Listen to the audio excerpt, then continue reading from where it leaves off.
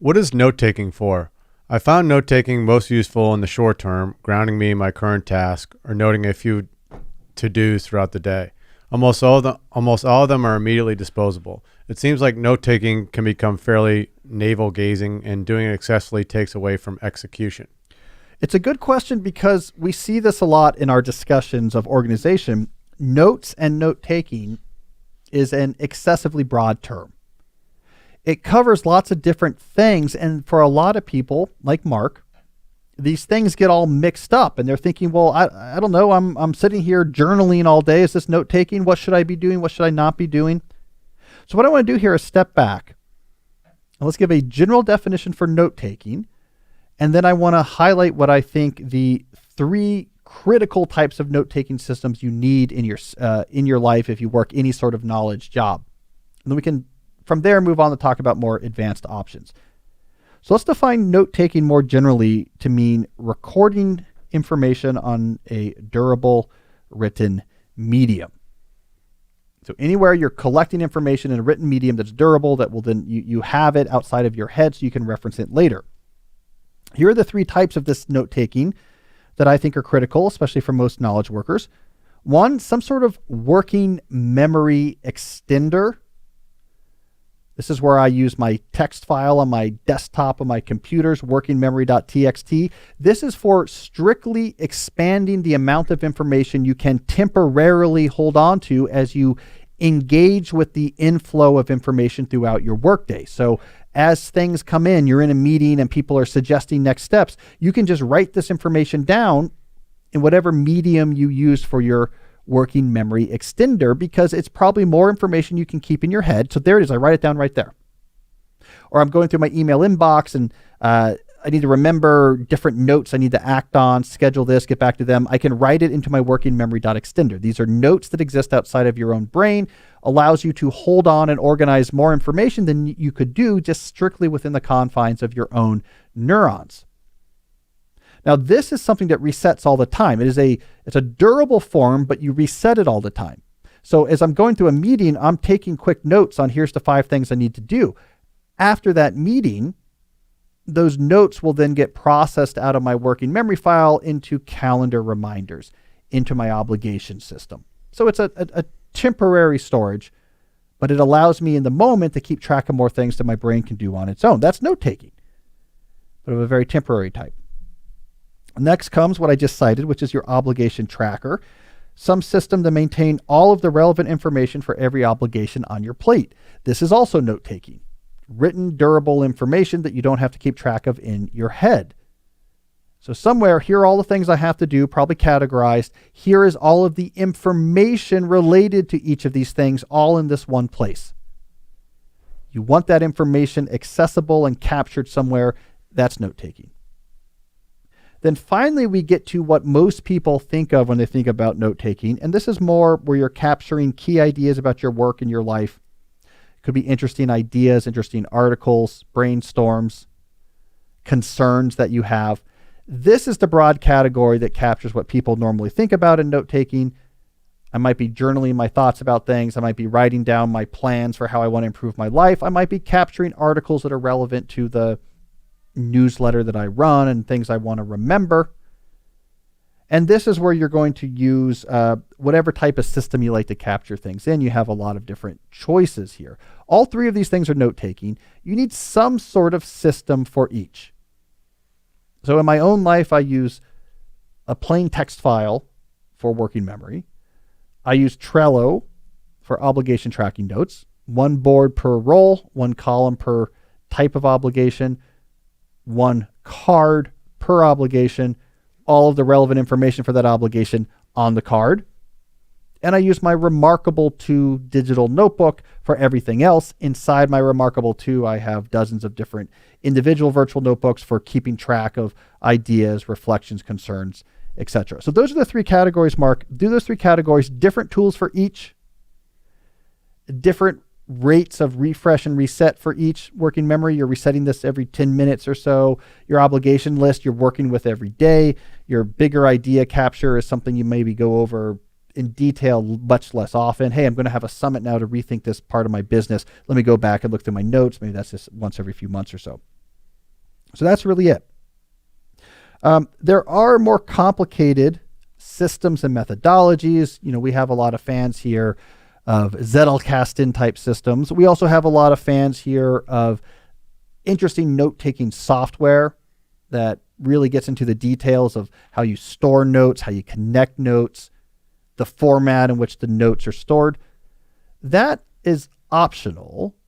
It's more about your interest. If you like information management as a hobby, you can build more complicated systems around it, but you don't need complicated systems to successfully take notes. Those are the three areas you have to take notes. Just make sure those are all three covered with some sort of reasonable techno system, and then you're doing a fine job. But I think that separation is key. Don't mix all this stuff together. Don't have a moleskin somewhere in which you're trying to keep your tasks next to your vision for living on a cabin in 20 years, next to a grocery list you want to remember when you go to the store. We need some separation for note-taking to keep up with the complexity of modern life.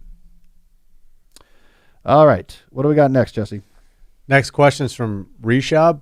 As a 26-year-old software developer who has recently landed a well-paying job, I'm looking to pursue my interest in learning to play the guitar, drawing, and some days gardening. However, I'm concerned about whether it's feasible to schedule all these activities into a single week while maintaining a focus on deep life core fundamentals.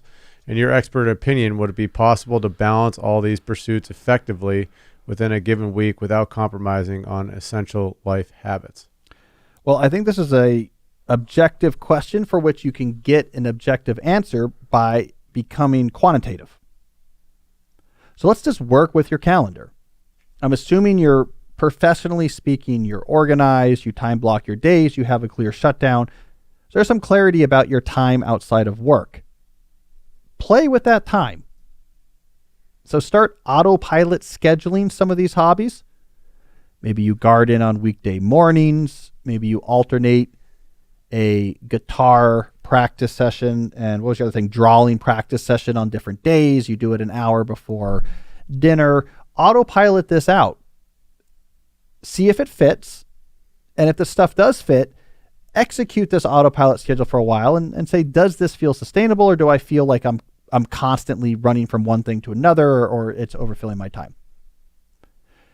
I used to run this exercise with undergraduates who are trying to figure out their academic programs and their extracurricular programs. And I would say, we got to sit down and just build a plan for your proposal here. You want to do these 5 extracurriculars and double major? Show me the time. Then they would go through and block off the time for studying and how long is this going to take, and put on their meetings and the time to work on their activities. And it either fit or it didn't. And sometimes if it just barely fit, they would come back a week later and say, this is crazy. Every minute of my life is scheduled. So if it doesn't fit, or it fits and your life feels too crowded, then you just pull back. You're getting an objective feedback here. You pull back. And it doesn't matter if you're pulling back. These are hobbies. The thing is, you want to be spending quality time outside of work on things that matter. The quantity isn't important. So if it doesn't fit, or it barely fits, maybe you do seasonal pursuits. In the spring, I'm working a lot on my garden, and in the winter, I'm spending a lot more time on guitar because that's sort of inside. And I do drawing in the fall. You could have seasonal pursuits. You could stack these one over another. Or maybe what you need to do is just slow down your ambition for these pursuits. And instead of saying, look, I'm going to do 4 hours of guitar a day and I want to be shredding in like 6 months, you say, I'm going to spend less time. Good hard practice, like we talked about at the deep dive, trying to move up the stair steps towards expert knowledge. But I'm just willing for this to take longer. A few years from now, I'll be a pretty good guitar player. But I'm playing, just an hour every other day. That doesn't take up as much time. I'm doing so. I have a drawing class I take once a week. And on Fridays, I get out of work early and go to a park to work on the drawing. This is maybe I'm going to learn these skills slower, but that makes their footprint on my schedule smaller, and I have more give and more flexibility and don't feel like I'm overscheduled. So treat this like a quantitative question. Get clear feedback. If it's too much, reduce or slow down. It doesn't really matter for your goal here, which is just to make sure that you're engaged in deeper pursuits. That's what matters, not the speed at which you're getting better at things, not the quantity of things that you're actually going after. All right. Who do we got next? Next question is from Craig. I'm a college student trying to be more smart about how I study and organize my learning. I'm relatively new to this stuff. Strangely, most productivity tips on YouTube are about the top 10 to-do lists and note-taking apps. Will I be less effective if I don't use one of those apps? It seems like a lot of work and setup to learn all those apps to be efficient, and I dread thinking about the heavy lifting prep those apps require. What should I do? Well, I think my answer here at first is going to be ironic because you may be listening to this answer on YouTube, but I'm going to tell you in a second why what I'm about to say here is not oxymoronic. Don't use YouTube to get advice on studying. So when you're getting information, especially information on improving your life, you have to understand the incentive structures in place. And for people who are purely doing YouTube, so if you're a pure study habits YouTuber, the incentive structure is for views. That's what you look about. That's what you care about. I want more views on my videos. To get more views on your videos on YouTube, you have to work with the idiosyncratic properties of the recommendation algorithm. And you get into this feedback loop where your content, it morphs more and more towards what's giving you this better feedback from the algorithm. And after a while, it's the algorithm specifying your content. So you maybe started out as a YouTuber saying, I want to help students study better because this is an audience out there that cares about this.